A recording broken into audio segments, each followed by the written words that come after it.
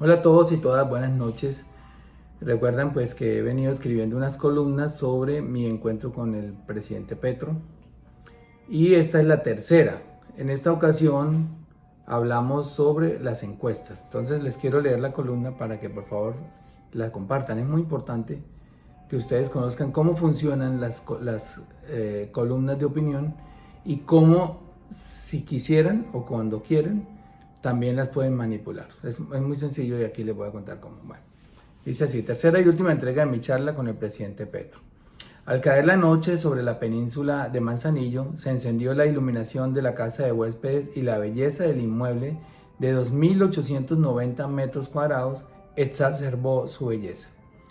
Estar dentro de esa casona, más parecido a un hotel boutique, se convirtió en una experiencia sensorial.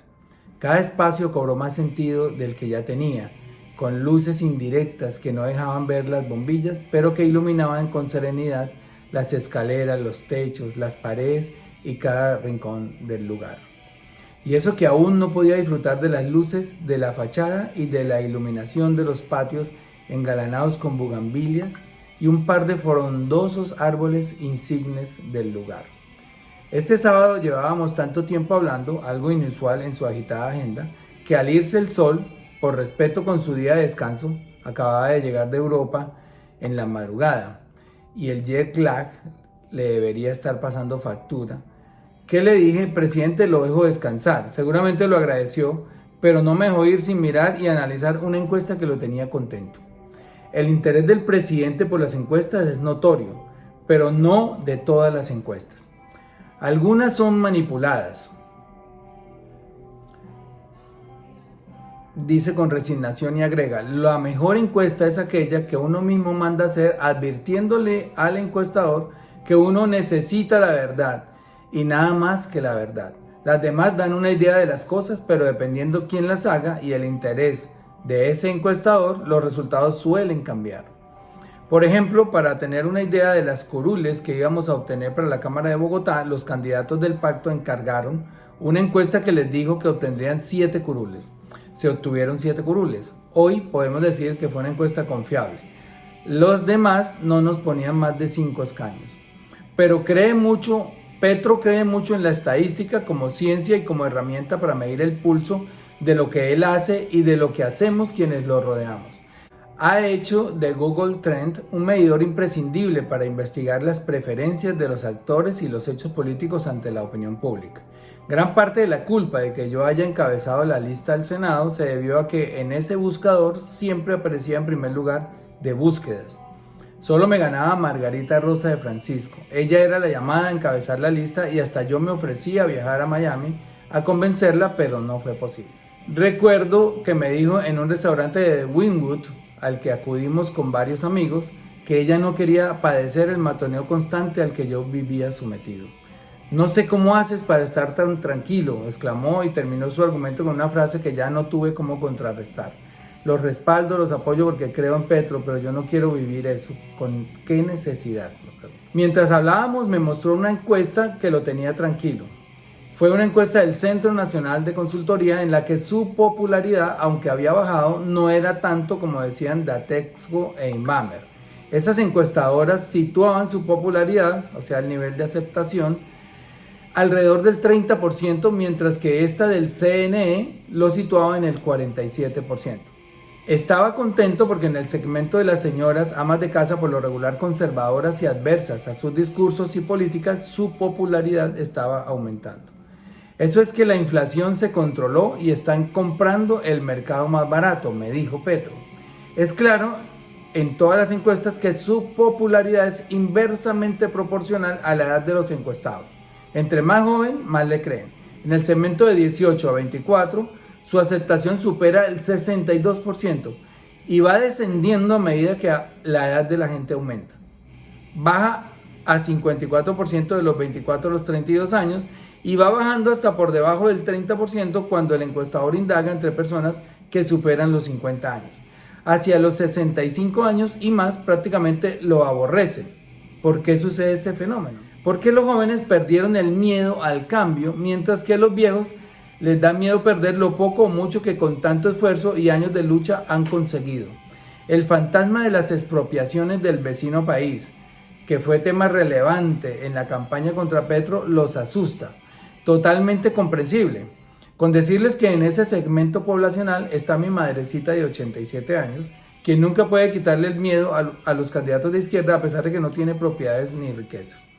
Recuerdo mucho a una señora de Cali, tal vez 20 años más joven que mamá, que me dijo que amaba a Petro, pero que no iba a votar por él porque le habían dicho que dependiendo de los cuartos de habitación que tuviera en su casa, debería compartir al menos uno de ellos con una gente desplazada de Buenaventura. De hecho, en las marchas contra el gobierno, las personas de la tercera edad son protagonistas, a pesar de que una de las reformas contra las cuales marchan, la pensional, les garantizará envejecer con un mínimo vital que nunca ningún gobierno les ha proporcionado. Lo cierto es que no ha habido ni habrá expropiaciones, ni los viejos dejarán de tener miedo al cambio, ni todas las encuestadoras dirán la verdad. Varias de ellas han perdido su credibilidad porque se han politizado o porque sus dueños o fundadores claramente tienen una preferencia o un sesgo político. ¿Cómo olvidar, por ejemplo, que José Roberto Arango, uno de los dueños de Dateco, donó a la campaña de Duque 50 millones, o que Inbamer, de la familia Londoño, pertenece a un círculo muy cercano al expresidente Uribe y que incluso algunos de sus miembros trabajaron en su gobierno o lo representaron en juntas directivas como la EPM? Pero la más famosa por tergiversar la verdad es Guarumo, la encuestadora que fundara Víctor Muñoz, que hizo pasar a Duque del 1 al 8% y luego al 16%, y cuyo fundador obviamente terminó trabajando en la Casa de Nariño como consejero, adivinen de quién, de Duque obviamente. De modo que el golpe blando puede incluir la baja popularidad del presidente más allá de la realidad. Lo único que nos salva de la manipulación de las encuestadoras es que cuando se les va la mano en tergiversar resultados, pierden tanto su credibilidad que deben pagar un alto castigo en términos de goodwill, buen nombre, que es un activo fundamental para cualquier compañía. Por eso, después de errar, ya sea a propósito o por baja calidad de la recolección de las muestras y su consiguiente tabulación, ellas se esmeran en acertar un par de veces para no desaparecer. Es que manipular una encuesta ni siquiera hace falta adulterar los resultados. Con manipular el número de muestras basta. Con adulterar la cantidad de muestras por sexo, estrato o población equivalente en uno o varios lugares geográficos es suficiente. Con solo formular preguntas de manera inductiva o tendenciosa, lo consiguen. Y es lo que a veces hace. Recuerdo, por ejemplo, que cuando Rodolfo Hernández se disparó en popularidad, una encuesta recogió más muestras en Santander, su tierra, que en Bogotá, uno de los bastiones electorales de Petro, cuando claramente Bogotá tiene 3 o 4 veces más habitantes que ese departamento. En la más reciente encuesta que midió la impopularidad de la reforma de la salud, la muestra no obedece a la realidad. El 46% de los encuestados son hombres y el 54% mujeres, cuando claramente en el hogar la mujer es la que lleva la batuta del cuidado.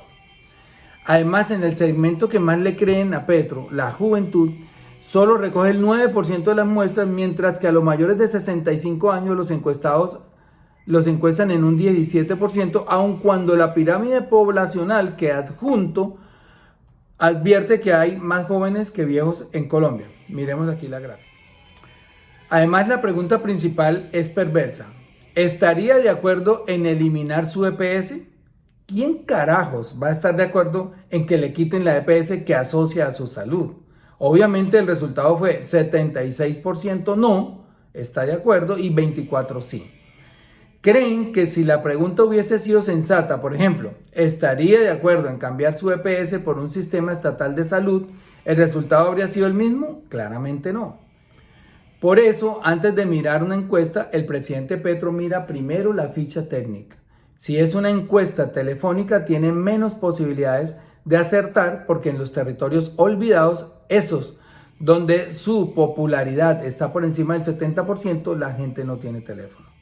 Observa mucho el número de muestras recolectadas en cada ciudad de acuerdo con la composición poblacional que arrojan las estadísticas del DANE. Ahí está la clave, me dice, porque si se sabe que Petro es débil en Antioquia, el eje cafetero y los Santanderes, y de allí proviene una cifra exagerada de muestras, esa encuesta va a arrojar un resultado equivocado. Por eso toma las encuestas con beneficio de inventario. Sabe que las encuestadoras del establecimiento no van a escatimar esfuerzo por sacarle jugo al margen de error, al rango percentil, a la recolección de muestras sin el debido rigor demográfico.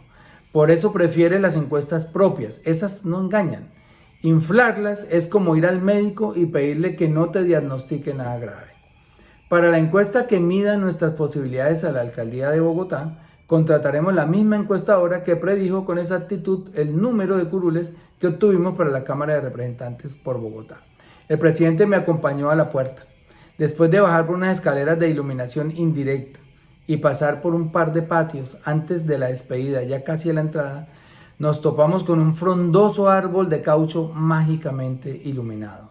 Su melena abarca lo ancho y lo largo de toda la plazoleta y su tronco no se debería poder abrazar entre una docena de personas con los brazos extendidos.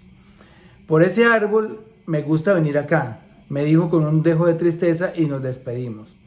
2 días después regresaba a Europa, no a llevarle saludos a los reyes y a los presidentes, sino a conseguir inversión extranjera y recursos para que millones de árboles como ese, que habitan la Amazonía y que catalizan el CO2 del planeta, jamás desaparezcan.